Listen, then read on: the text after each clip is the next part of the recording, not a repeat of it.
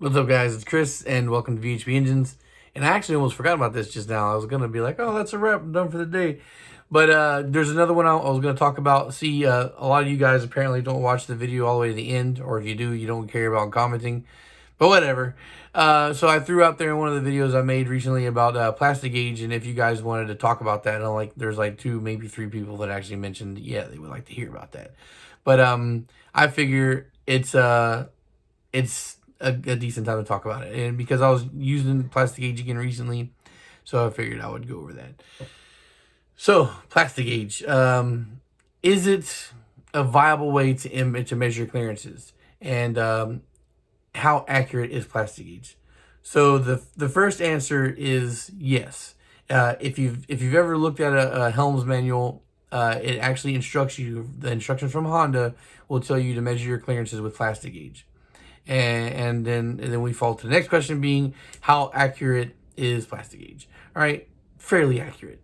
All right, so at the end of the day, if you're building a very dynamic, very dimension specific engine, and you have to have very precise numbers, and you're aiming for a very precise number, like I need 1 point or 00 point or 0.001 eighths of a clearance or whatnot. If you need something super precise like that, you need micrometers, and you need very good micrometers to make sure that you are as accurate as you can possibly be.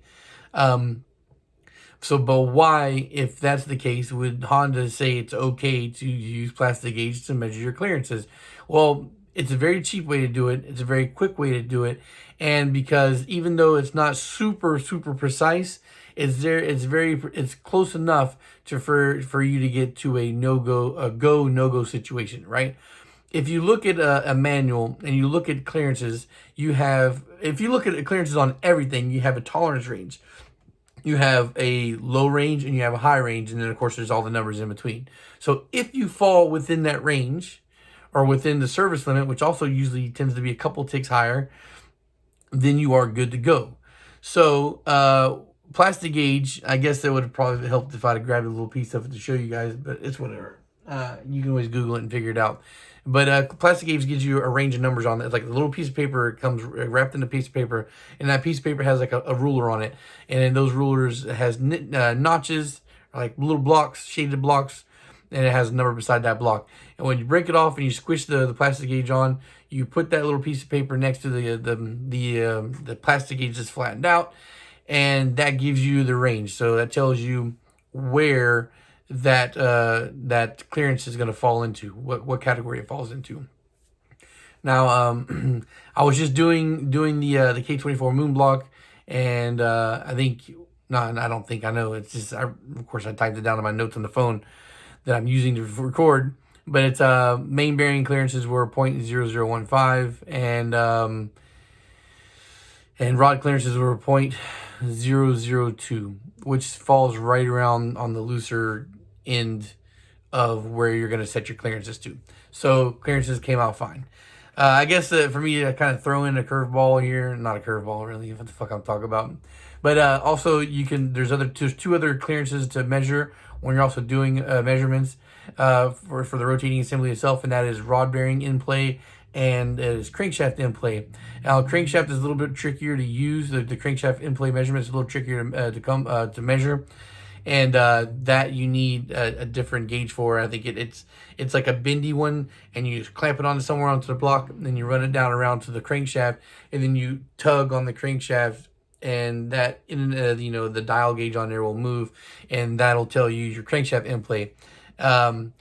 And so for the bearing, for the rod bearing in play, or for the rod in play, it's how much wiggle room you have between on that rod journal, like for the crank. And I think it was like 0.007, which is also within range for clearances. So clearances have all been checked, and they're all good to go. So yes, and if you're wondering, for using a really high compression or a really high horsepower block and measuring like that, is it still safe to use and go with? Yes, I feel 100% confident and comfortable measuring that way.